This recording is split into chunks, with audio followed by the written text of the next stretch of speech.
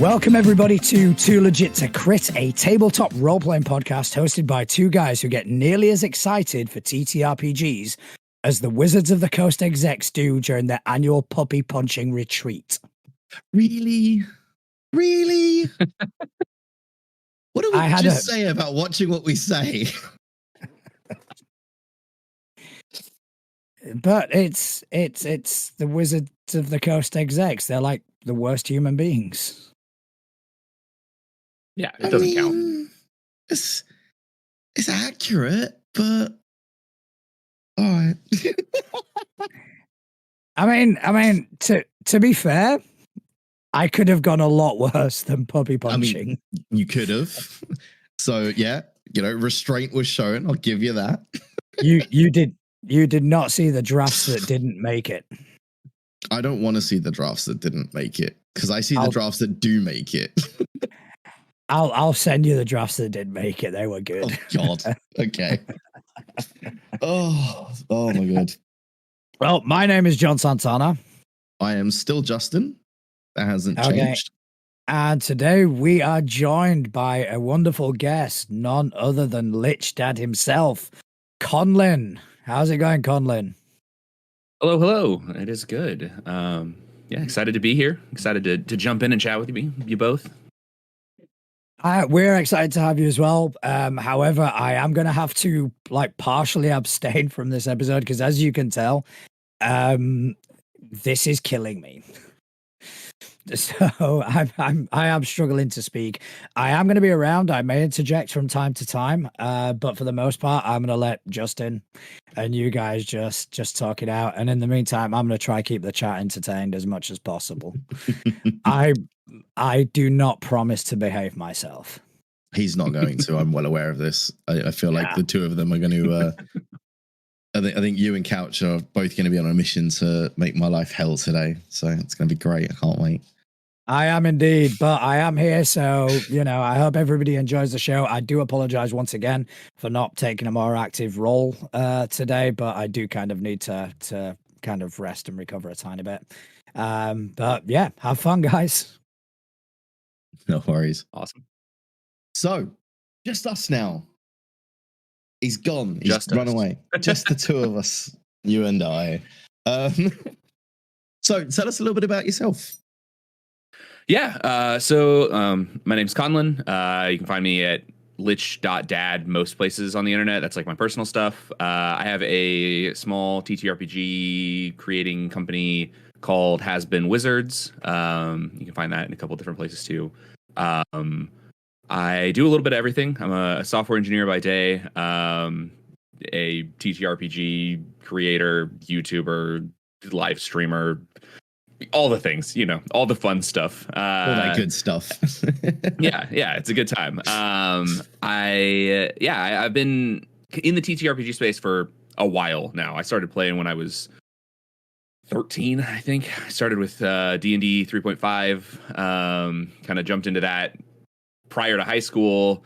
Took a little bit of a break because I came from a very small, fairly conservative town, and no one really played D&D where I was from. So didn't really play much through high school, and then kind of got into college, started playing 5e, and then from there played off and on, and then the last, 3 years have really jumped into doing a lot more. I've been in a live stream AP for 2.5 years now, 2 years, something like that.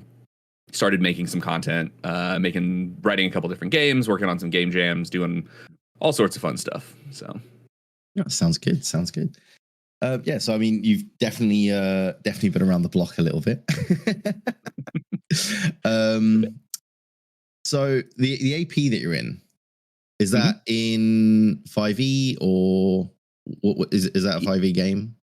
Yep. Yeah, it is a homebrew world, 5th edition.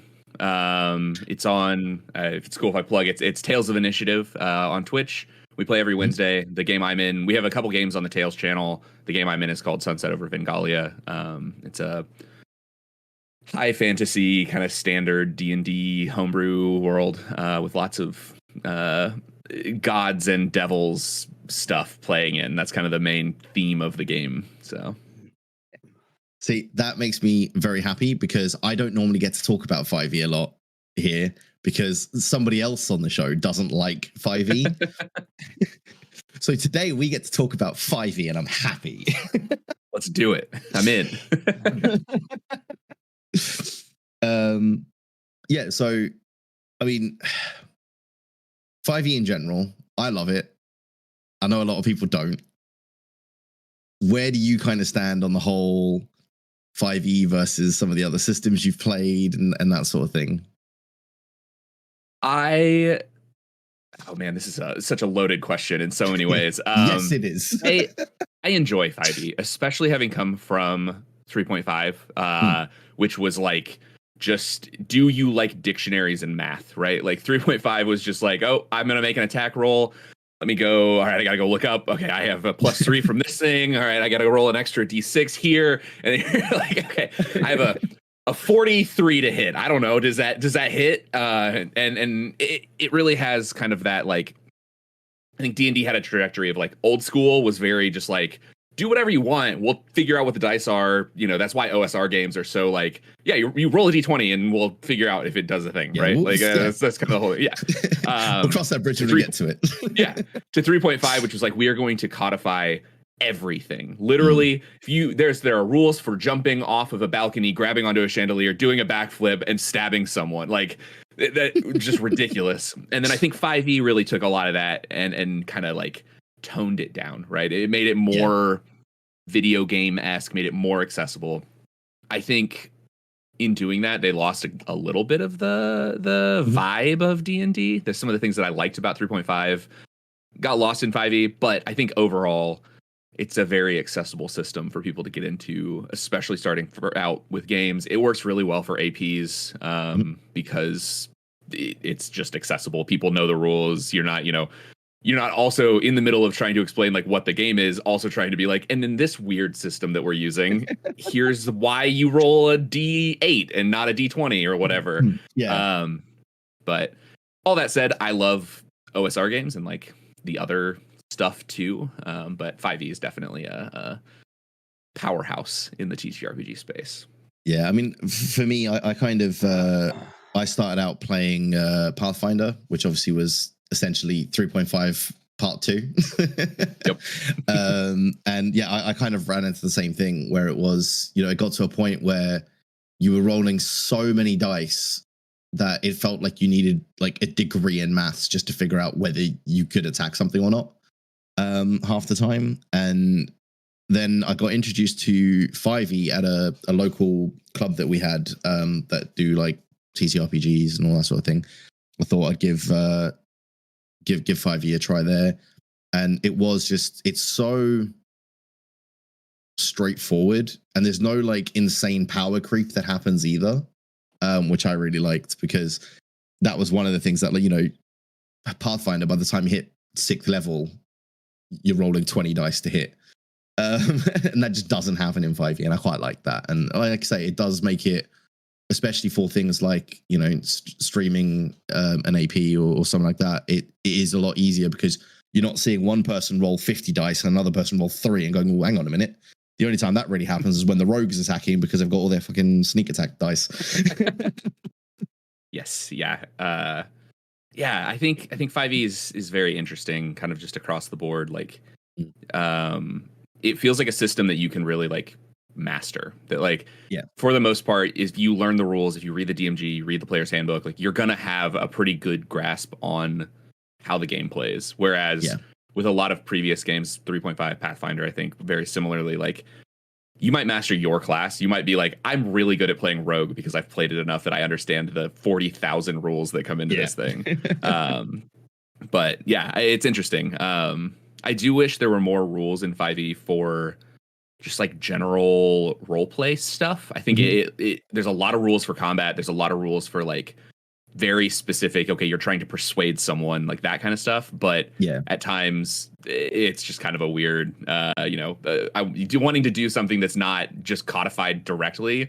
It's a lot of hand wavy. GM just says, go do a thing. And that's what I like about a lot of the third party games, the OSRs, the various other kind of indie games that are out there. A lot of those codify a lot more of that like storytelling thing.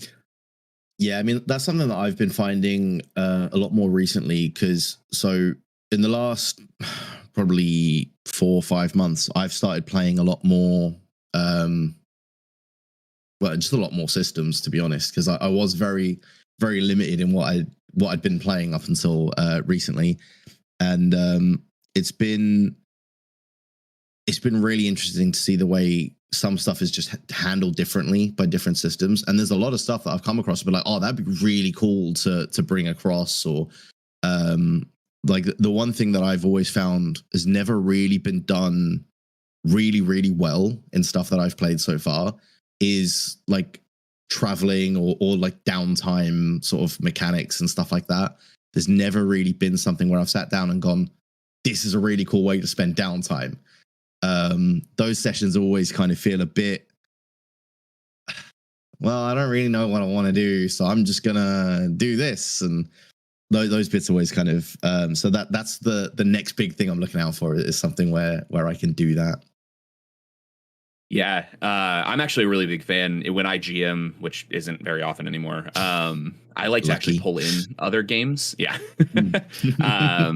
When I can, like if there is downtime, if there is travel time, things like that, I think it's a really cool and interesting way to like pull in a different game and say, okay, we're going to, you're in the middle of downtime, so we're going to switch over to this like rule set. Blades in the Dark, I think, has some interesting things.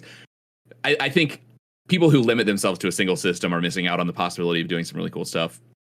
Blades in the Dark, very specifically, I like for running like heists in a game. Like you can pretty easily translate a 5e character into a Blades in the Dark character, and then basically just use the like heist rule set of Blades in the Dark to like run a heist in a 5e game, which I think is really cool. I think there's a lot of opportunity for that kind of stuff. Yeah, no, absolutely. I mean, Blades is one that I've actually recently. I played my first game of Blades just before Christmas. Nice. And it was so cool. I fell in love with it. John actually ran that game, and it was so much fun. And yeah, I mean, like you say, the crossover is there. Like it's very, very obvious to see. But I never really thought about combining two games like that. That would actually be a lot of fun. I think once you kind of pull yourself out of the limiting yourself to a single game, right? Like, oh, we're playing 5e, we have to do everything in 5e, which is where you get everybody trying to be like, oh, we'll just hack it into 5e. Like, oh, I want, space mechs in my 5e game. And you're like, it's kind of not built for that. Like, find a space mech game, convert it a little bit, and then use that instead. I don't know. Yeah. It's interesting. Oh, yeah, no, definitely. I think it might be something I have to try out sometime, but I think that's a good one. But you also told me before we started that you also dabble a little bit in making your own systems as well, in your own games. Yeah. I've got a couple out on my itch page. It's was.itch.io, WUZ. I've been really focused on game jams lately, and just kind of getting started by making simple one-page games, jumping into small games. The most recent one I did was actually a 24-word game, so you had to write all of the rules for the game in 24 words. Yeah, which was interesting. I like the game jams because they're very like creatively limiting. I have one long-term ongoing project that I've been working on, and then kind of filling in the gaps with the game jam stuff. But it's been a good time. I've kind of dabbled with a bunch of different genres, a bunch of different things. Trying to think which ones are most interesting to talk about. I think Spellbook is one that's done pretty well. It's a solo journaling game. It's kind of interesting. Like solo games do really well, especially on itch, because I think a lot of people don't have group of people to play with, or like they're looking to play games, but like don't have someone to GM. So Spellbook is an interesting one. It's it was made for a bookmark game jam, so everything that you made had to fit on a bookmark. And the idea is you're a wizard discovering hidden spells in the everyday books around you. And so based on when you reach certain points in the book, you can roll. Really, it's actually, you don't actually roll. It's based on the like page and words and different things that you're on in that book, and like the author of the book and some of that kind of stuff, and you essentially figure out what spell you've like learned from this book. It's kind of just a fun way to track like what books you're reading, and then also have just like a game to play in the middle of it. So that's pretty cool. I like that. Yeah, it kind of gives you like say like a fun little thing to do whilst doing something that's already quite fun, right?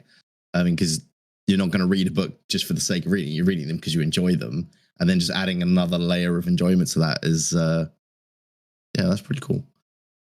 Yeah, I like games, especially the smaller games. I like where they kind of pull in that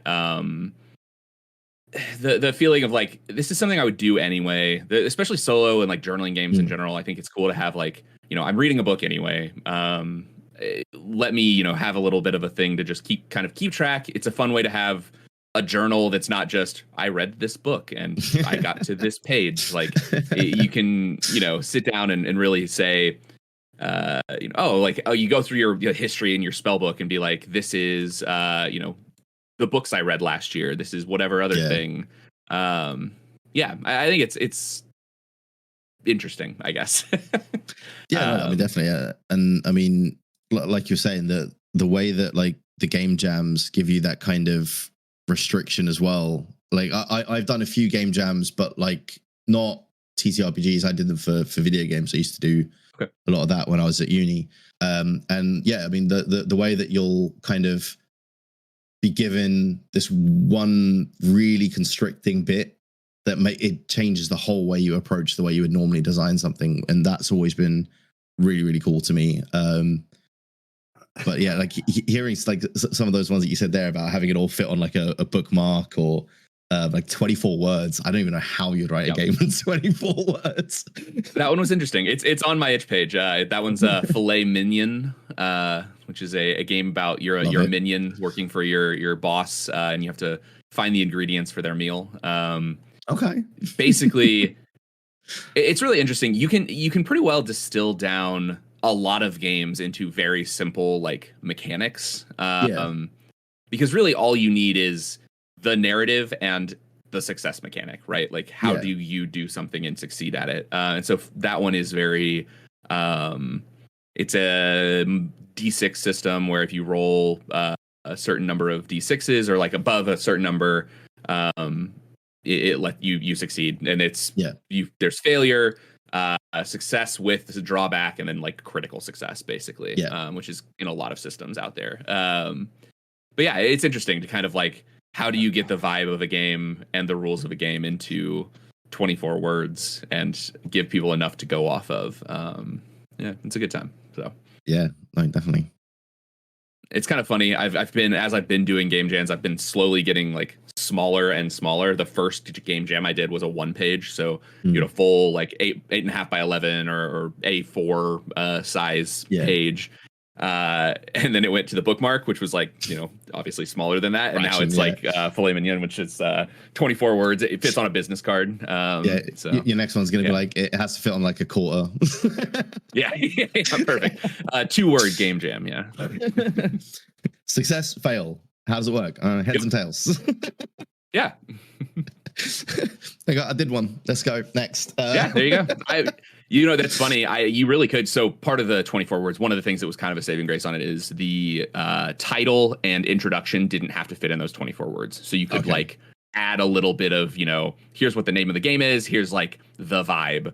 The rules were the only thing that had to fit. So you could totally do, 6-word game jam, how to succeed, flip coin, heads, tails, or whatever, right? Like,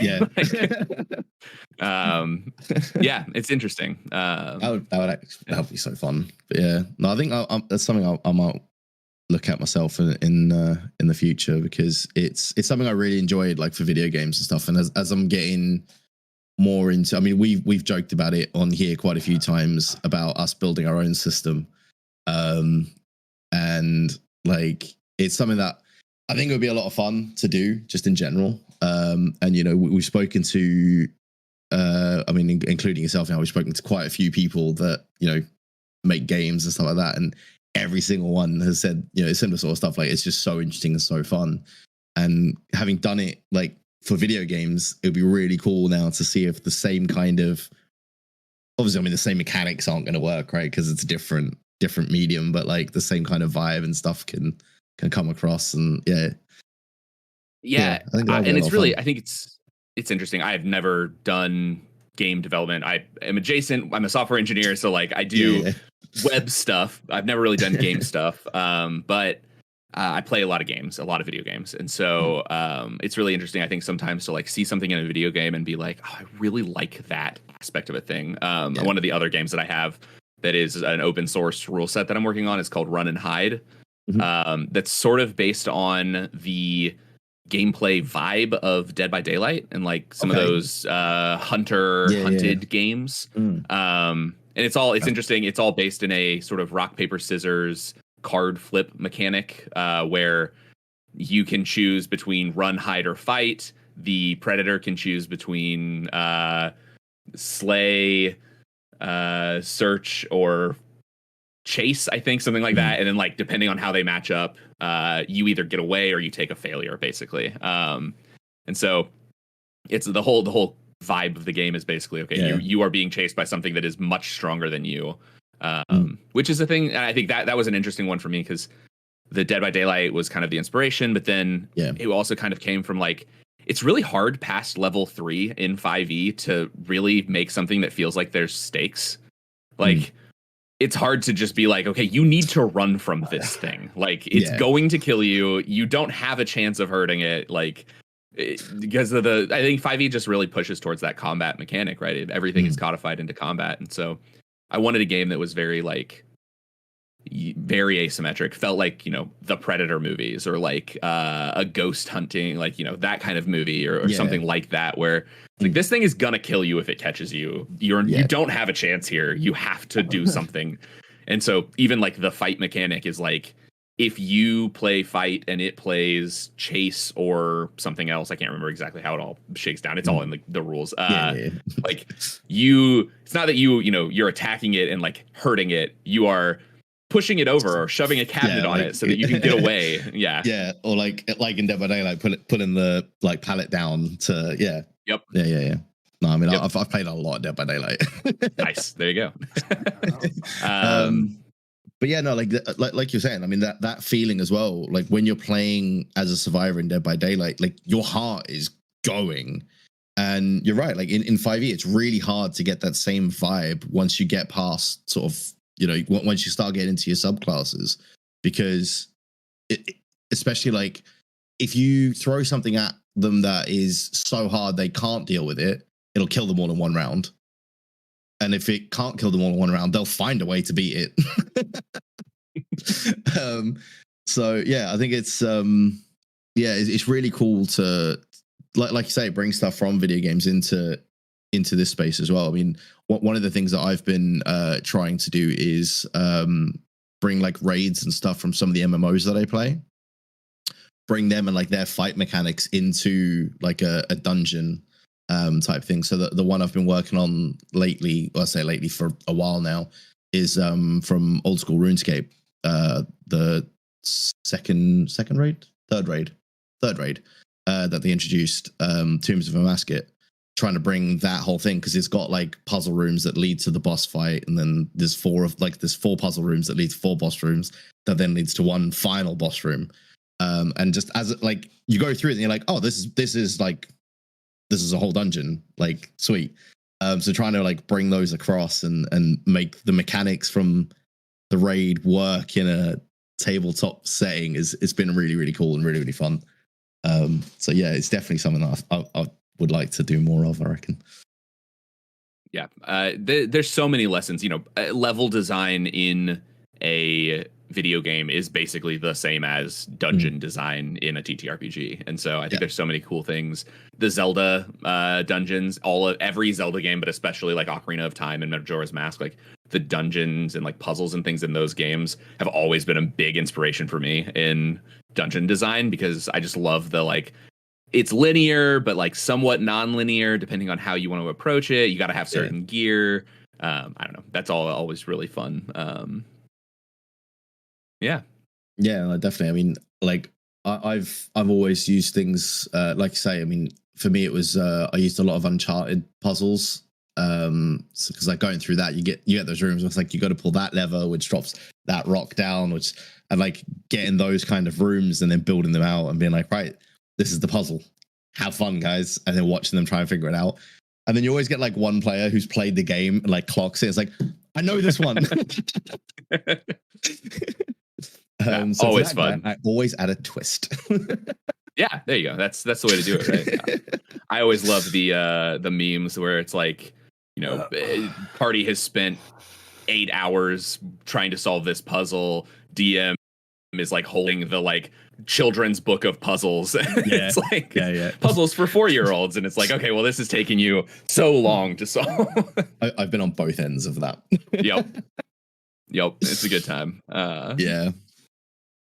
Oh, always yeah, fun. No, that's always fun. Yeah. Yeah. I mean, so what would you say of like the games that you've like created and stuff like that? What would you say is your favorite and the one you're most proud of? Ooh, that was a really interesting question. So I guess things that are finished. One of my favorites, and this one didn't do super well. It's one of the one-page Game Jam ones. The design ended up kind of just looking like a restaurant menu. But I thought it was a fun idea. It's called Tongues. The idea is that it's kind of like a world-building game based with a deck of cards, sort of like A Quiet Year, some of those other games like that. But the idea is that you are building the history of a language in your world. So it's not a Conlin game. Like, you're not generating the language itself. You could play it in addition to having like a Conlin and like having, written out actual language. But it's more just like what words were lost and found over like the history of your world and this culture that is developing this language. And so depending on the cards you draw and like which eras you're in, it leads to different like defining a word for family. And like that's like early generation, like, okay, cool, you've got your familial unit is like a thing. And it's not more, it's like I said, it's not like a Conlin game where you're sitting there being like, okay, the word for family is XYZ or whatever. It's more like this culture's word for family refers to 4 blades of grass like in the field, kind of, whatever the like feeling of why is that the word for that thing. And then there's these events too where like different words can be lost or like changed depending on things happening. So like one of the events is like a famine happens, like how does that impact your words for things? And I really liked that game. I really liked kind of the way that it came out. I liked the sort of the world building vibe. I thought it was kind of a fun thing. It didn't like get a lot of downloads when I first put it out. But I was very proud of the way that one came out. It kind of looks like the menu at a Greek restaurant because it's blue and has a lot of words on it. So I kind of understand it, but it's a good time. Oh, that's cool. So, No, I mean, yeah, I think like anything that's adding to a world is always good fun. To me, it's something that I've always kind of struggled with is that world building element myself. So anything I can find that helps me do that, I always love.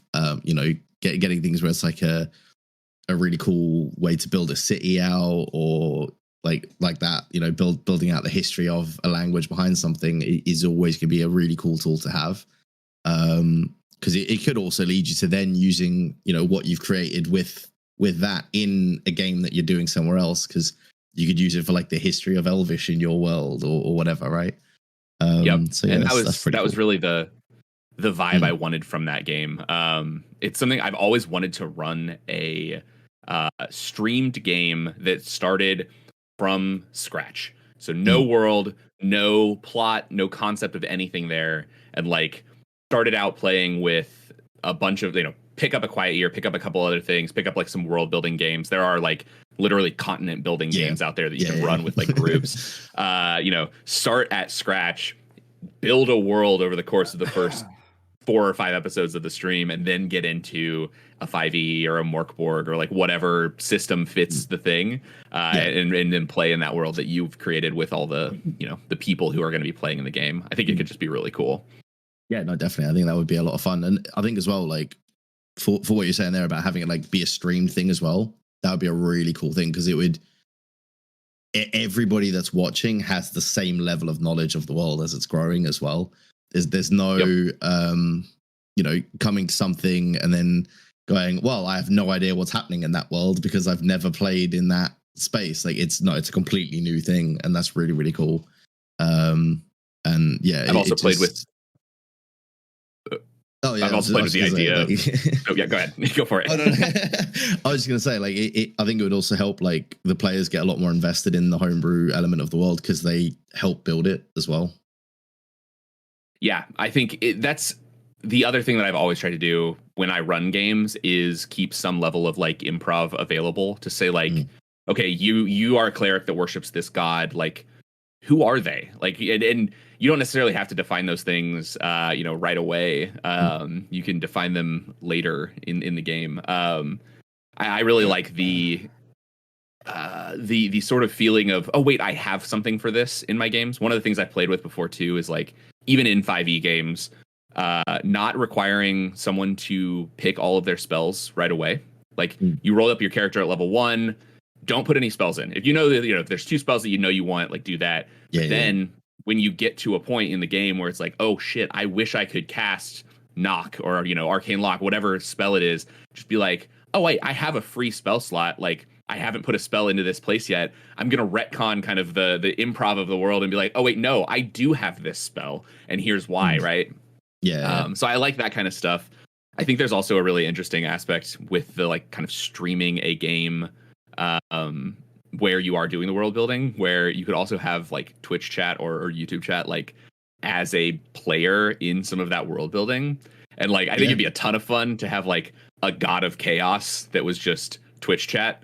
Twitch chat. Like, yeah. Wow. Yeah. Yeah. Oh, that would be so good actually. Because I mean, yeah, Twitch chat, YouTube chat in general, just they are a world of chaos.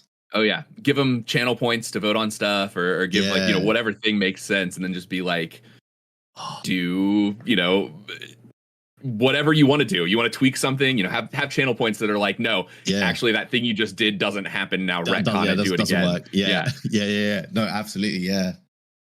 Like, yeah, no, you know that gap you just jumped? Yeah, it's actually 20 foot wide, not 10. Yep.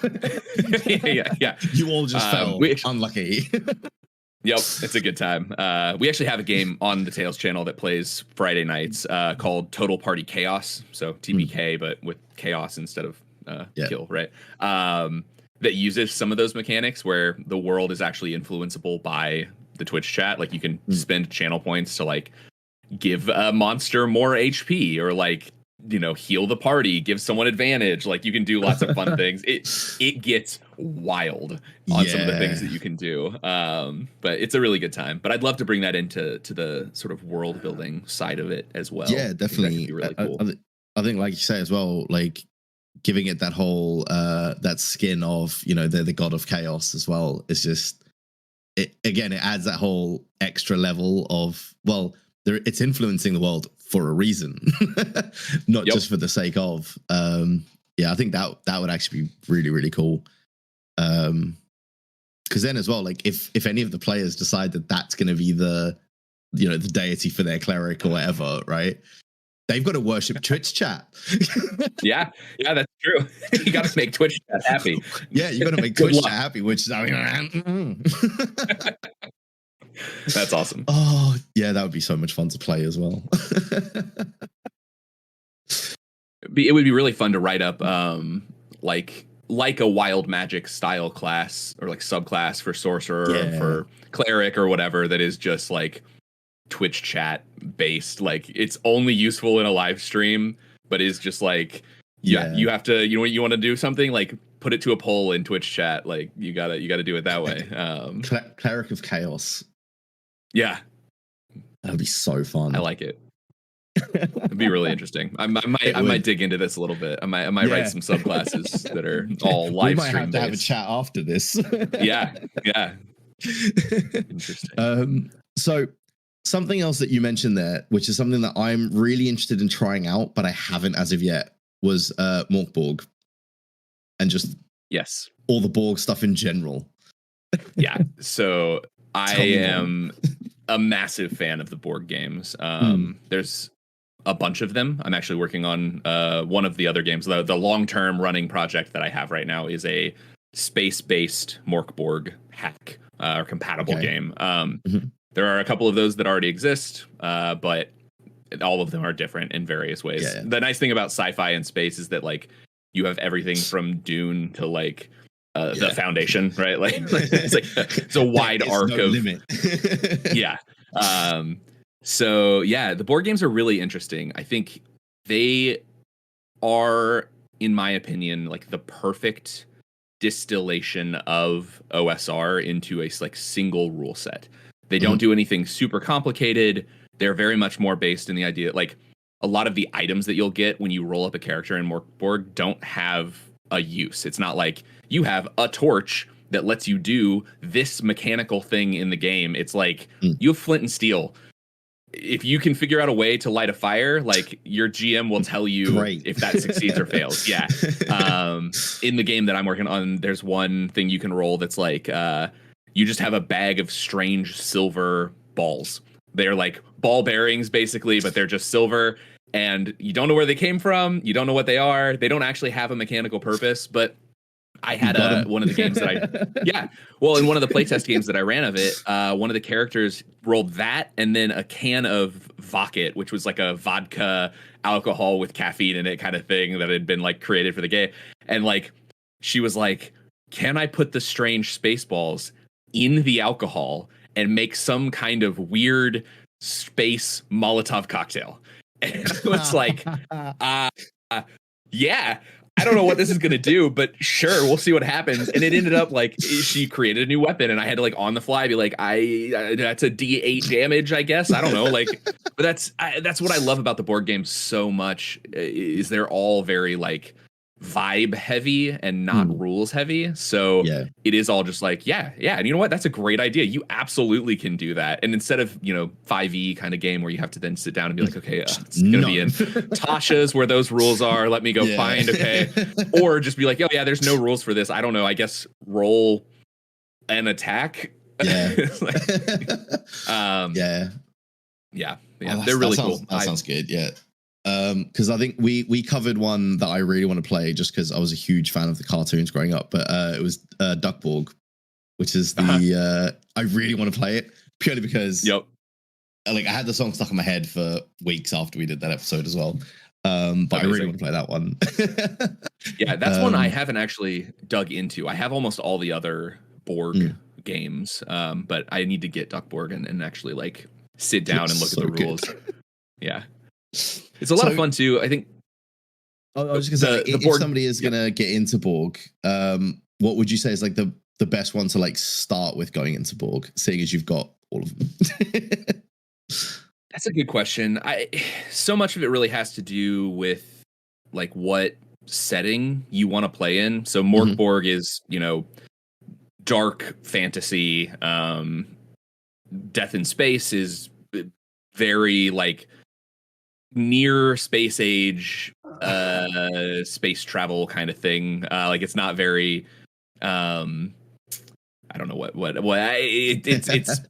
It's space, but it's not like high sci-fi. It's not like Dune or Star Wars or Star Trek even. It's like you're flying around in basically NASA space shuttles.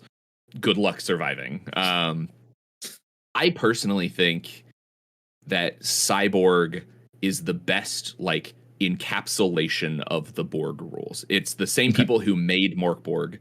It took a bunch of the things that were somewhat confusing about Mork Borg, where there was like they hadn't really quite nailed how this mechanic works, and kind of updates some of that, and then just really is like I mean I'm a huge fan of cyberpunk stuff, so in general like it's nice to just have a cyberpunk world that's not just CDPR like Cyberpunk 2077 style thing. I think Cyborg, if that's the kind of game you want to run, if you want to run a cyberpunk game, is the best like Borg system that exists. Cool.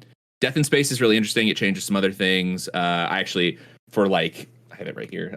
Vast Grim is really cool. Another space one, but more based kind of, again, sort of in that like Dune realm. Like there's these giant space worms that are trying to take over the world and everything. And I don't know. It's very interesting. All the lore that comes into the Borg games. But yeah, I think if you want to go pure and you want to run fantasy, Mork Borg, easy option. If you want to do something a little more like interesting, better rule set, I think, but like some changes to the rule set, Cyborg. And then when it's out, if you want to run space, come check out Mork Soul, which is the one that I'm working on. Obviously. It's a thing. Oh, that sounds good. I mean, John, we are definitely adding some board games to the list. That is happening. Just reading chat there. We're absolutely putting them in the list. And I think definitely once your space one is ready, then that's going on the list. Absolutely. Because I love a space game, and the stuff that we've read on like the Borg stuff is really fun. So yeah, it's definitely something that I want to have a crack at. Yeah. I guess I would also be remiss if I didn't mention Pirate Borg, which is like dark Caribbean, Pirates of the Caribbean, like Borg game as well. That one's a really cool one too. There are all sorts of board games. They're all over the place. Anything you want vibe wise, it's a great time for it. Yeah. No, that's awesome. That's awesome. John, do you want to ask that question? You can come in and get a couple of words in here if you've got it in you. Well, I can certainly try. So, Conlin, we are starting a new project now. We're calling it the Crit List, and we basically invite people on to run us through a game. For the most part, like the first couple that we've got are developers and designers that are bringing their own games on, and they're going to introduce us to those games. And I wanted to kind of formally invite you, if you wanted to come on and run some Solborg for Justin, myself, and most likely Couch, who's in the chat. Yeah, that'd be awesome. It actually is like the rules are fairly well defined now. I've run a couple playtests of it, so it's at least at a playtest state. So if you're cool with a game that doesn't have full art and a book, but has most of the rules, we are fine with that. Definitely. We'll after this, we'll keep in touch, and we'll definitely get something set up. Cool, awesome. Yeah, that'd be fun. Okay, so I now need to go take a lozenge because that hurt. I'm getting my revenge this week. But I mean that'll be awesome. And yeah, it's like I said, I'm just so looking forward to trying it out and getting involved. So, and I do love a bit of space. Like I said, there's like quite a few space Borg games. It's interesting. I don't know why, like nobody really has made another fantasy one. Like I think Mork Borg kind of managed that. Cyborg like did the cyberpunk so well that I think everybody was like, all right, well, whatever. Yeah, that's fine. Yeah. But like Death in Space is much more of a sort of mothership style game, but like in the Borg system. Vast Grim, like I said, is more like space fantasy. So you're doing, there's space worms and the end of the world and like necromancers of space and like all sorts of things. I love it. It's so cool, but like it's very fantasy, not science fiction. Happens to be in space. There's another one called Ork Borg that is it's like 40K inspired kind of, where you play as orcs on a derelict spaceship. But so Mork Soul, the one I'm working on, which used to be called Scourgeborg, which is why the link I just posted in chat says Scourgeborg and not Mork Soul. One of it started from none of those games do space combat well. Like Mothership, if you read the rules for space combat, it's like, don't do it. You're gonna die. Like as it turns out, shooting, giant cannons at your little tin spaceship isn't a good idea. You're probably gonna kill everyone. Yeah, it's not a good time. And that carries over into Death in Space. Vastgrim also is very just like, probably shouldn't. Like, you're probably going to be in a bad situation if you try to do space combat. And so I really wanted to focus more so on like the spaceship building mechanics and the like space combat mechanics. So it still feels like a board game. Like, if you get shot down in space, there's a good chance that like your whole crew will die. So you should probably be careful. But there is an actual, like, there's shield, like spaceships have shields, and like there's some capability of like, actually doing space combat in that way. And that's what a lot of the rule system sort of is based around. So that's cool. It's a fun one. Should be cool. I mean, that's something as well that like there was a, what was it? It was a TV show I used to watch when I was younger that had a lot of that kind of like ship to ship combat in space. That was always really cool. And like most of the space games that I've played in sort of the TTRPG, again, like you're saying, all combat is kind of you probably shouldn't. Because I've played like a lot of Stars Without Number, stuff like that, where it's literally a case of, if you get into combat, you're going to die. It's just a matter of how.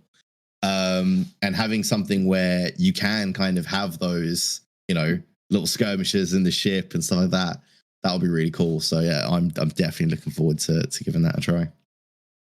And it's also, I think, the other realm of like those kinds of games are like Starfinder or Traveler or like some of those other more 5e-esque games where now you've got space combat that's like super well codified, and like you lose out. One of my favorite things about the board games in general is like the GM hardly ever rolls. So like as a GM, you're not rolling to attack somebody. The players are rolling to defend. So there's like not very many GM rolls outside of, some random chance things or like rolling on tables. And that, space combat, I think, is, especially when you have like, okay, this spaceship has every player in it. Now the round is like the captain does a thing, the pilot does a thing, the gunner does a thing. Like, you get this like ridiculous sort of like roll through of just like, okay, but we're all still in the same ship. Like, this is going to take forever. Like, I think Starfinder runs into that. I think some of the other ones run into that kind of thing. So it's interesting. I tried to balance some of that. The you don't mind me talking about mechanics a little bit. Absolutely. Go for it. The sort of general mechanic. I really wanted that sort of Star Trek vibe of like, divert all power from shields to engines, and we're going to ram them kind of thing. So it starts out with the captain basically allocating out points to say like, okay, engines get 4 points, shields get 1 point, weapons get 2 points kind of thing. Those points then add D4s into your like roles as the pilot or as the gunner or as those things. So you get kind of that feeling of like, the captain's calling the shots, but it's also not the other thing that space games run into a lot is just like, oh, the captain and the pilot are the only ones doing anything in this space combat. Everyone else is sort of just twiddling their thumbs and hoping they don't die. The captain sort of assigns out those points. You get extra D4s to roll on top of your standard like D20 roll, depending on how much power has been diverted to your system. And then you roll a D20, and you have ship classes that also can change like modifiers. But for the most part, you're only rolling like a D20, maybe some D4s, and then adding a couple things to it based on your abilities and your class. And then all the rest of the space combat kind of follows from that, which I think it's a lot more fun. It makes the captain feel useful without giving them full control. No, absolutely. I think that, like you say, that is something that other space games that I have played have run into is you kind of, if you're not the pilot, you're not doing anything. But I like that whole thing of, what the captain is doing is essentially he's giving orders in the form of, these points. And then those points then get used to do stuff from the person that's actually there. I really like that. I think that's a really cool way to handle it. So yeah. No, I'm getting even more excited now. Good. That was the goal. Yeah. Yeah, I mean, yeah, that just sounds awesome. And yeah, I think we're all going to be very excited to give that a try. Yeah. Oh, I'm getting flooded with ideas of spaceships now. So you mentioned earlier as well about the APs that you play in, and the one that you stream. Was it Wednesdays? You stream that, yeah? Yep. I did hear that right. Yeah, Wednesdays. So what can you tell us about that if anybody wanted to come check out what they can expect and that sort of thing as well? Yeah.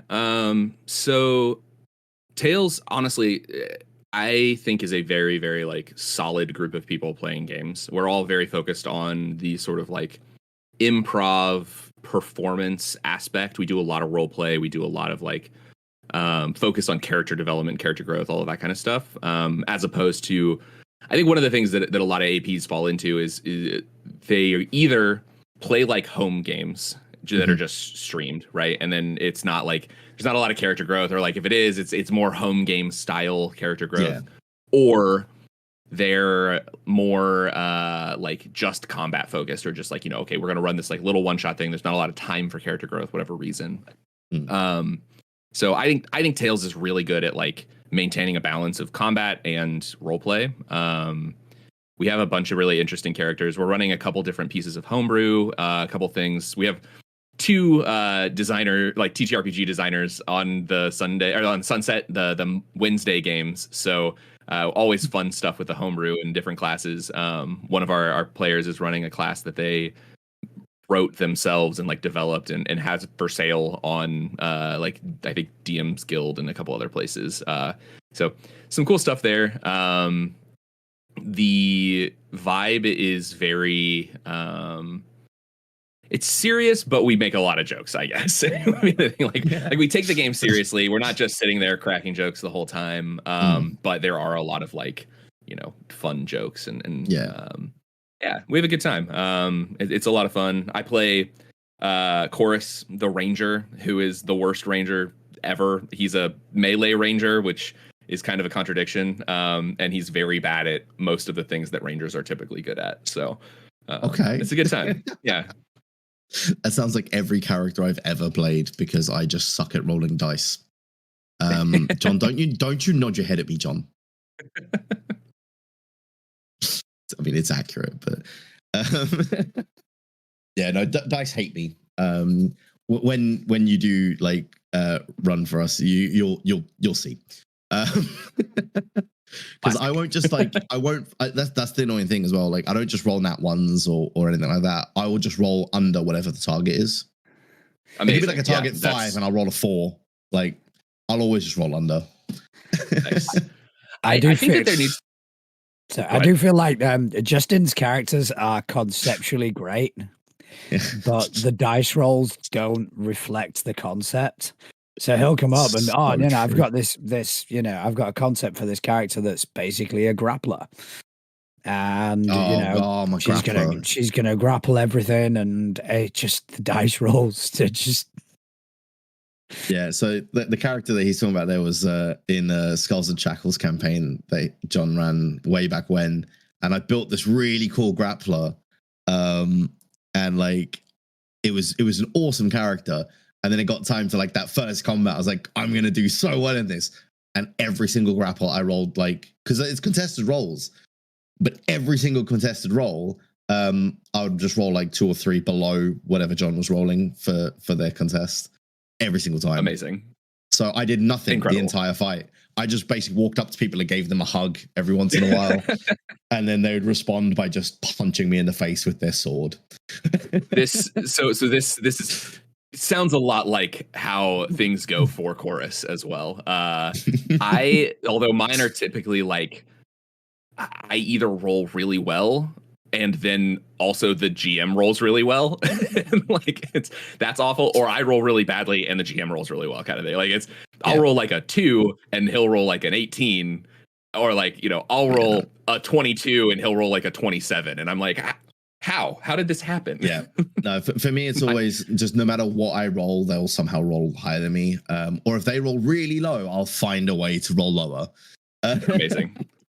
To give you an idea, the sort of general vibe of combat with Chorus that always seems to happen, and I don't know why. I tried different things every time, but our last big combat, I was like, oh, hell yeah! I hit level 9. I got haste. I'm a Horizon Walker Ranger, so I was like, oh hell yeah, haste! This is gonna be so cool. Like, I'm gonna jump in there. I'm gonna hit a bunch of times, do all these things. And then it turns out we're fighting fire elementals that just do automatic damage. And so I just failed my concentration check instantly. So like I roll in, I try to do something. I miss 2 swings. The fire elemental comes up to me, automatic fire damage, immediately fail concentration check. Hasted lethargy, so I can't do anything the next round. Then I get hit with a massive hit from a wall of fire and a couple other things. Go down. Oh, I guess actually one thing I did do. I have a homebrew spell that I really enjoy. It's called Protector Swap. It's when a ally of yours gets hit by an attack before the damage is rolled, you can teleport and switch places with them. Okay, you automatically take the attack. And the damage is applied to you with whatever resistances you have, kind of thing. So I did do that. I got through my lethargy round. I was like, oh no, our cleric is about to die. Swap. I swapped into their grapple, got just attacked over and over and over again, went down, got rezzed with a big healing spell, and then the last round of the fight walked up to the big villain and just one-shot it. Like I did no damage the entire combat except for the last damage on the big bad. Like it was amazing. And that's pretty standard. I'm usually either grappled or in difficult terrain or doing something not related to the combat. I jumped out a window one time and took like 40 damage. yeah, it's great. And it is great too, because like melee ranger, like rangers are really based, I think, on the idea of like, you're standing kind of far away and like lobbing arrows or throwing weapons into this thing. No, Chorus just runs in and smacks shit with his sword. I have a sword. We're good to go. Yep.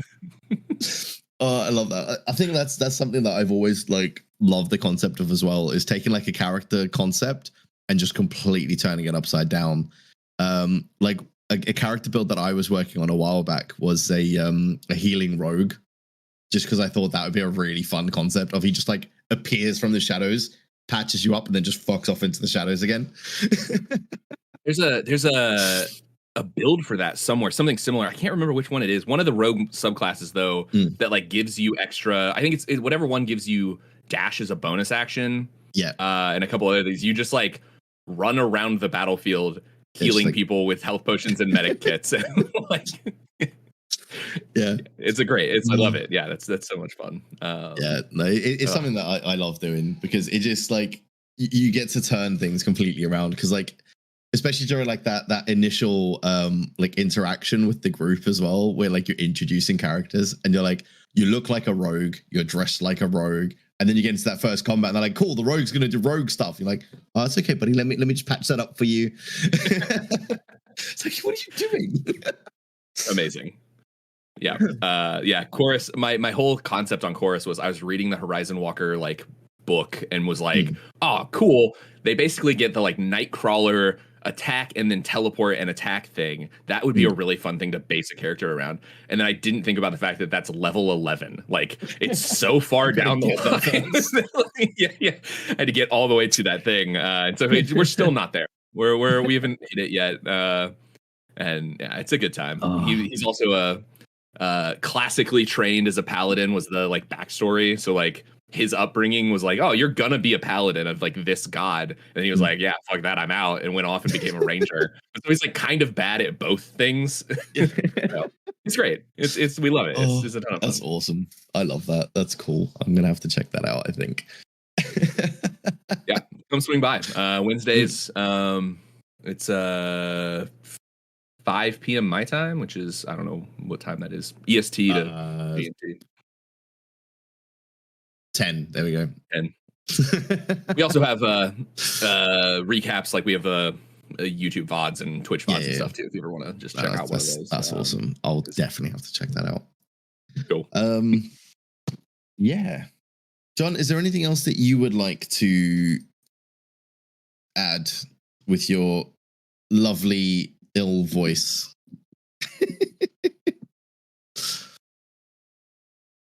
He's currently muted and he's trying to find the unmute button. There we go. Yes, I was having an old man moment. He was. So yeah, I'm going to bring my dulcet tones, and so Conlin, every week we have a few collaborators that send in topics of discussion that we can kind of toss around and just basically see what we can add and what we can kind of bring to the table in this regard. So would you mind joining us for that? Yeah, sure, happy to. I think I've run in some interesting circles with some of the TTRPG design stuff, so happy to shoot you whatever I've got around. Okay, so let me just bring up the Trello now, and I'm working on 2 screens. So it's going to be a D4 today. So it is going to be a D4 today. As per usual, using my purple D4.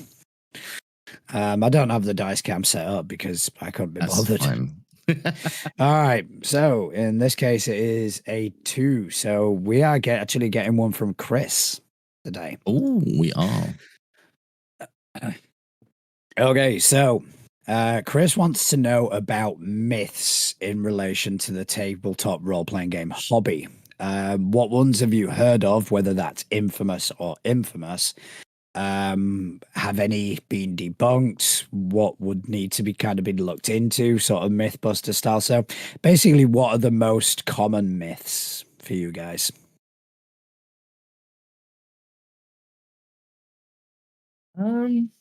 Interesting question. There's a lot around like how some of the spell interactions work, but I think a lot of them, like at this point, especially with 5e, a lot of those like spell interaction myths get sort of addressed on what was Twitter is now, was it now X or whatever the hell it's called? I don't know. A lot of those got kind of debunked on there, but one that is still going strong, and I've even looked at it, and after reading it, I was like, it doesn't work. Is the whole it's like using sanctuary. What's it called? I can't even remember the spells now. There's like a whole set of cleric spells that if you use like these 3 together, you basically become like an unstoppable thing in the middle of combat. And it's just like every single time I see it, I'm like, it doesn't work. But it just keeps like circulating. And let me just, I've got a character with the spells, I'm just pulling it up now. Because I'm that level of sad. Well, there was one similar in Pathfinder First Edition, and it was they called it the Oradin, and it was basically, if I'm not mistaken, it was a multi-class Oracle Paladin, and the way some of their abilities kind of synergized and worked together meant that you had unlimited healing. So using a combination of lay on hand, and I can't remember exactly what the specifics were, but that, I mean, things like that I've always just seen as terrible game design, to be fair. Yeah. I found the spells. All right. So it's combining Spirit Guardians with Sanctuary is a common one that I see a lot with in regards to 5e. Because Spirit Guardians, basically, you put a bubble around yourself of these little fey creatures that deal damage to things around you. And it also like slows things that are in it and all that goodness. And then Sanctuary, basically, you just can't be hit. Like, it's impossible to hit you, basically. But the issue and the reason it doesn't work is one of the things of Sanctuary is the minute you do damage, it turns off. Sanctuary turns off. The argument that people always make is, but it's not us doing the damage, it's the fey creatures, but it's you doing the spell, and that's why it doesn't work. But yeah, that's one that bugs me a lot. All right, Conlin, have you got any myths in regards to the hobby? Can't think of any like really off the top of my head. I know I read the like Jeremy Crawford's Twitter every now and then, like find the fun, errata stuff that he puts out. But I don't know. All I was going to say kind of in relation to this is like, I think this is such a problem of 5th edition, especially, is like there's so many people that play it, and the rules are like, it's kind of what we were talking about earlier, where it's like the rules are very codified. Like it's like this works in this way. Whereas with some of those OSR systems and some of the other stuff, it's more just like, you know what? If you can figure out a way to cast those two spells together, sure, that might work. Yeah, try it. And it's interesting. I think the most interesting thing we had recently was someone trying to figure out if you could, with create or destroy water, there's like the specifications are kind of weird on how the like you can, when you upcast it, you can either cover more area or increase like the gallons of water that you're adding. But the gallons only applies if you're putting it into a container, and the area is like just over a specific area. So we were like, could you cast it over an area and then increase the amount of gallons that are like just falling as rain in that area? And like the rules are not very clear on any of that. Like there's lots of questions about all of that kind of stuff. And like but the other one, I guess maybe a myth kind of thing is create water is a person considered an open container. That's always that's the question. Big one, yeah. I mean, the one that springs to mind for me is nothing to do with mechanics or even systems. The biggest one that we've seen in the history of the hobby was the Satanic Panic. Yeah. You know, we're all raising the devil apparently, and I mean, I know I am, but that's nothing to do with that's separate. Yeah, that's separate. Like that's just in your spare time. That's just another hobby I've got, you know. Yeah. I mean, I think that was definitely a big one way back when, but I think as well, like a lot of the myths and all of those kind of things over the years, I think a lot of them have been debunked. There's one that's I've just seen starting to come up now of, because the wording for the spell Fireball in 5e is you just have to point at a location. You don't have to have line of sight. There's a lot of people asking if you could like create the fireball inside someone's mouth or something because you just point at it. So that's a debate that has just started, which maybe we need to dive into Mythbusters style to get to the bottom of, because it's almost like it's a poorly designed system or something. I don't know. Well, this is kind of the thing, right? Like 5e doesn't really have a specification of, is there a difference between a fireball going off right next to you versus like in your mouth from a damage side? Like maybe you can do that, but like does it matter from what the spell says, right?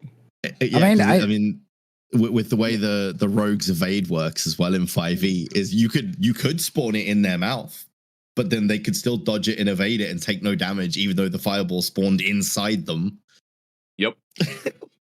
I mean, I do think that's an inherent problem, mostly with 5e, because when it first came out, there was a lot of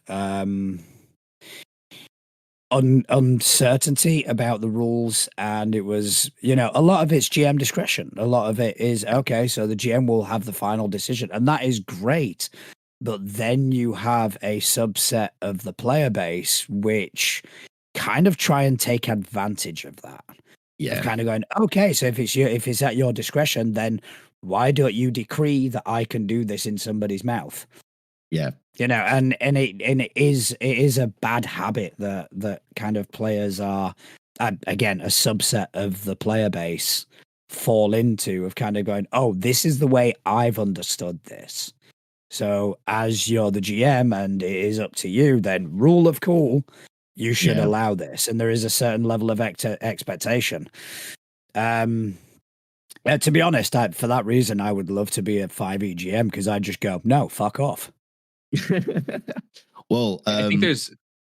I was just going to say, one of the other ones that was kind of a theory crafted build, which I guess you could put into the myth category, was the coffee lock.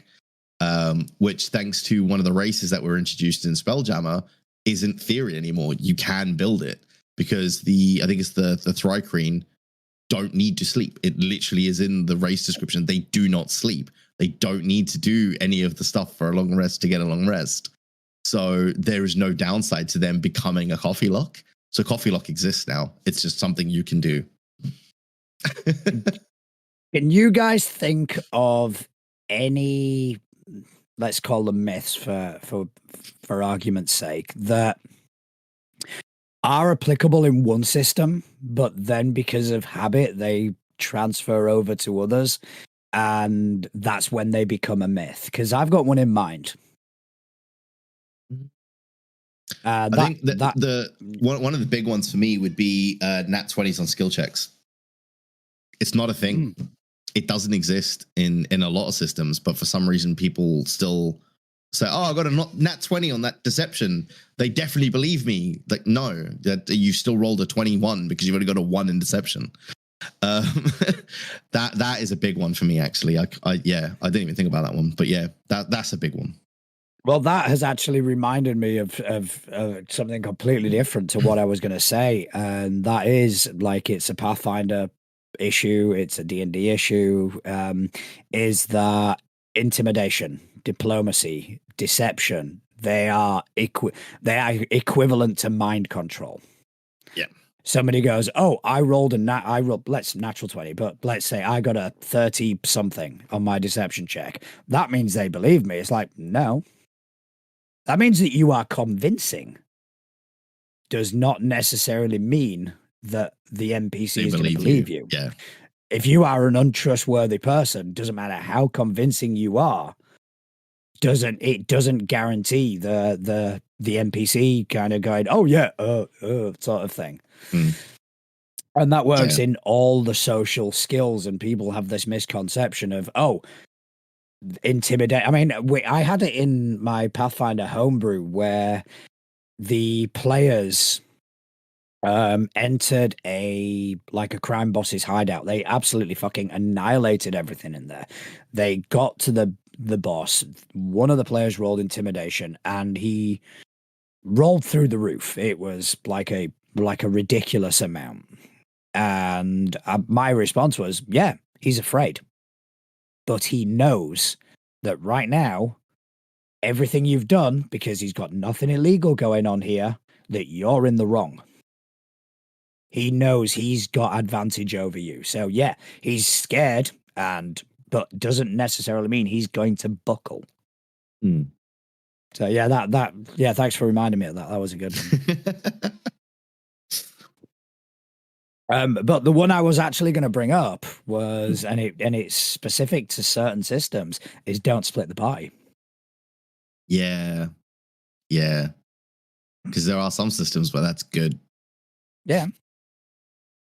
I think too, even just like even in D&D, even in 5th edition, like don't split the party is good advice sometimes, but like there are situations where you should. I think any of those like super dogmatic, like even people who are like, min-maxers are a problem. Like you can min-max. I min-max a lot of my characters, but like I then do that to then say, okay, this is a place where I'm going to pull them back a little bit, right? Or like I don't want them to feel too overpowered. I don't want, but like I also don't want to play a character that's garbage, right? Like I don't think it's necessarily min-maxing that's the problem. It's how you play that character.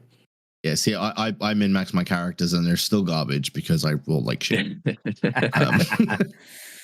I mean, but there are some systems. Pathfinder First Edition is a prime example of that. If you do not min-max, you get left out. Yeah. Yep.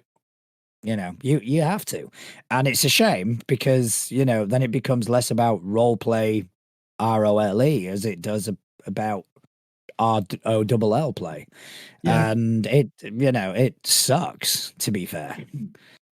Yeah. But I mean, don't split the part like in Delta Green. If you've got a clock ticking, split the fucking party. Yeah. If when something comes to attack you, doesn't matter how many of you there are. I'm going to disagree with you on that because the last time we played Delta Green and split the party, I got shot in the face.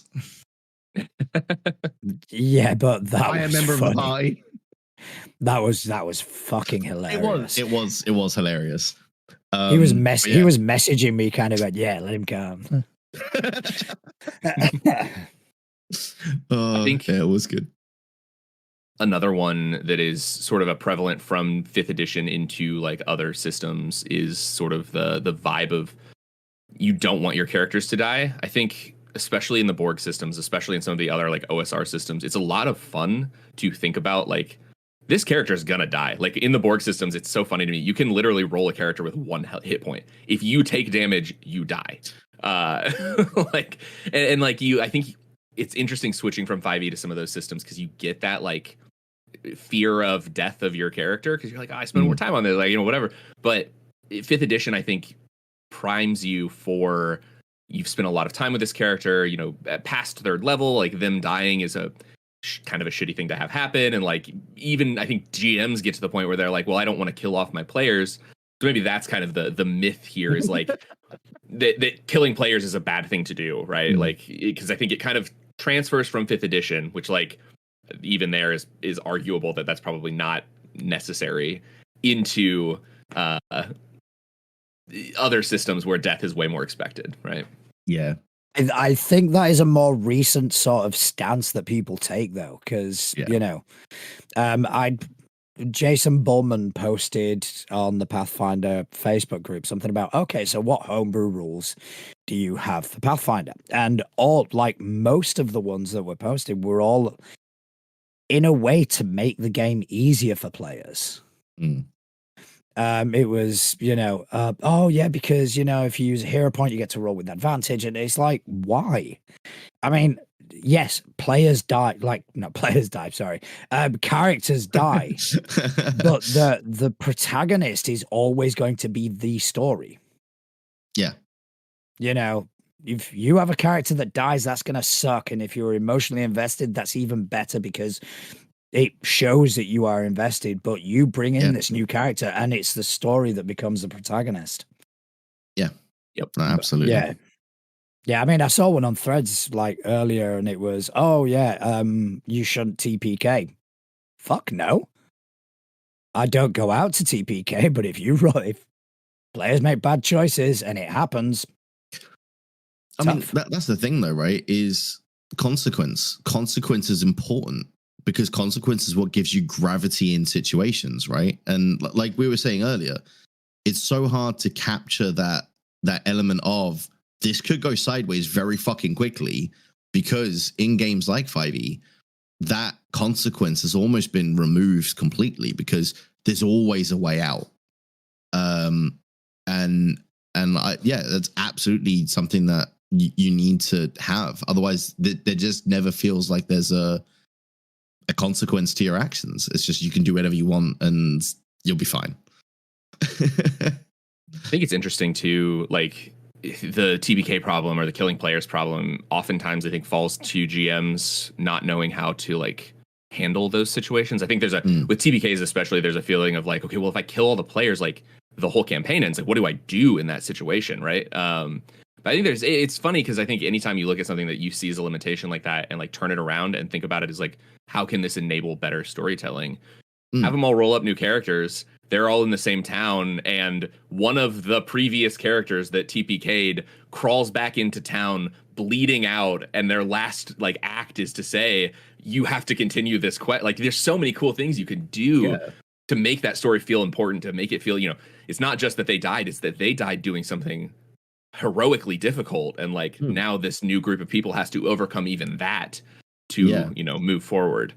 Or I mean, like even like the first kind of mission or quest that this new group has is, well, we had these adventurers that we sent out to investigate the big scary black tower. They never came back. Can you maybe go see what happened there? And then again, you could have, you know, one of the adventurers from the last party like dying at the door when they get there, and that there's like it gives them that whole cool. Okay, we've got a reason to be here now. We've got the info dump from the previous group, essentially, right? And they can crack on. Like, there's so many ways, like you say, to overcome that. And I do think that is a big problem, is that they're worried about killing off everyone in the party because then they go, like you say, it's the end of their story in their minds. And it definitely needs to be changed, I think, as a viewpoint. As a player, I would love to play a game where one of my characters dies and then I introduce another, like my next character is like a cleric whose only mission is to resurrect the player that died, right? Like I want that character back. Cool. I will play this cleric, and now they've got to figure out like, all right, how do I get to the body? Like, how do I have the materials that I need to resurrect this? Is it going to take too long? Like there's so many fun things you could do, even if you don't want to give up that character. Like I don't know. It's an interesting thing. One idea I had for my Rune Lords campaign, which we kind of left just before the end, and I don't think we'll pick it back up, so it doesn't really matter, was that if the party TPK'd, right, what I would do is I would immediately, they'd be resurrected. They'd be resurrected in a hall near the big bad with all their weapons full. They'd have all their hit points, all their spell things, and they'd go in and they'd finish the campaign. They'd kill the big bad. But when they went back to town, when they went back to the village, they would realize that 20 years had passed. And in those 20 years, the big bad had actually become a ruler of the world, so to speak.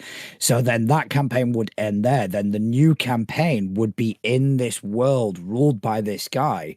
And the whole point would be to resurrect these characters. That would be the ultimate quest. Yeah. So yeah, I had that all mapped out, but yeah.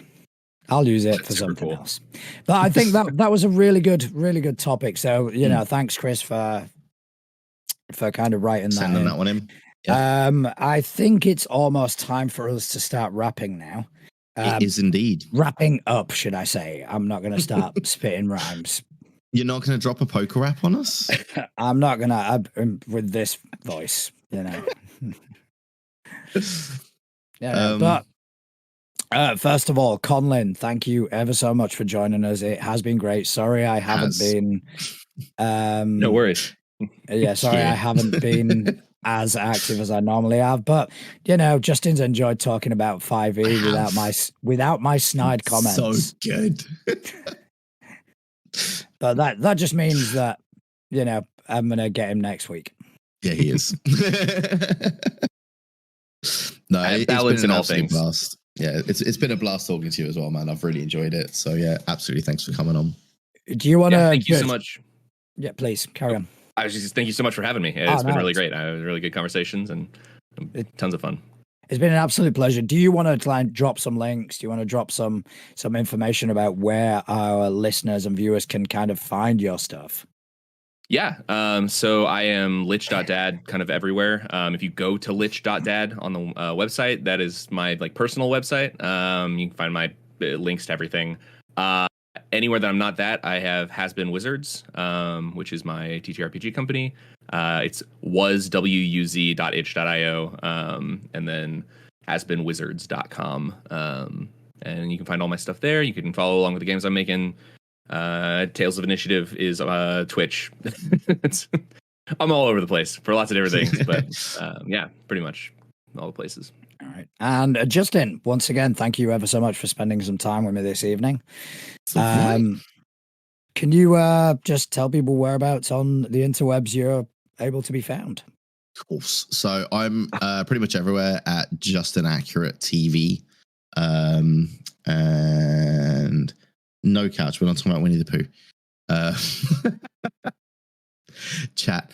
Yeah, so pretty much everywhere, just an Accurate TV, on our Facebook group as well. And yeah, over on the Discord. All right. As for me, you can find me at naturaljuan@dice.camp over on Mastodon. You can also find me as the voice behind nearly everything we do in social media, mostly on Threads at Too Legit to Crit, but we're also on Instagram, on TikTok, Blue Sky. We also have a Facebook group. By all means, come and say hello, come and join us and interact with us there. I want to thank everyone who's been in the chat. It's been nice for a change for me to actually be in there and interacting a tiny bit more. But if you like what you hear, if you like what you see, give us a rating, give us a subscribe, tell your friends about us, because we want to grow with this community and we want to kind of help bring people up with us as we do. And most importantly, thank you to every one of you who have spent some of their valuable time just listening to us waffle on about tabletop role-playing games. Thank you very much. Good night. See you later, everyone. Thank you.